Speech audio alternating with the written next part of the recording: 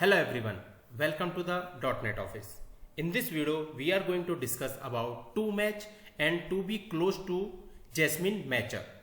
So before proceeding with this video, I recommend you please watch part 10 of this tutorial series where we have discussed about some another Jasmine Matcher like to be greater than or to be greater than or equal to etc. So let's discuss what is the toMatch and to be close to in Jasmine Matcher. So basically matcher should be applied successfully for regular expression. For an example, like in our unit test case, if we are using somewhere as a regular expression and we want to create a unit test case for such kind of the things, then we should go with the matcher. So let's understand it with Visual Studio.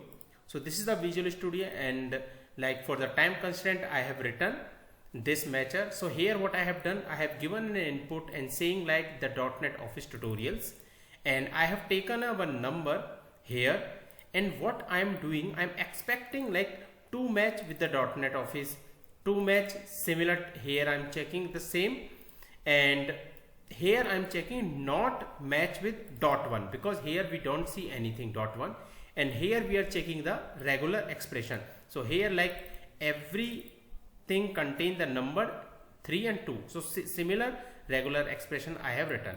So in that case, if I will run this, so what will happen? It will pass because we are not giving any wrong thing here. So let's go to the browser, and when we will see, we can see like match function, it is successful. Now here actually what we are doing, we are checking not to match. Now instead of this dot, if I will write only dot, so in that case what will happen, these two test cases will pass but it will fail. So indirectly means this test case will fail because here we are checking like input not is matching with the dot, but it is matching with the dot here, that's why it is failing. Now if we will go here, and then what it is saying, not match with the dot. So let's correct this one. So this is the way we should go with the toMatch. Like if we want to check with a regular expression or some kind of a something we are going to match in a input string, then we should go with the toMatch. Now the next is to be close to. So this matcher is used to check whether a number is close to another number up to a given level of the decimal precision.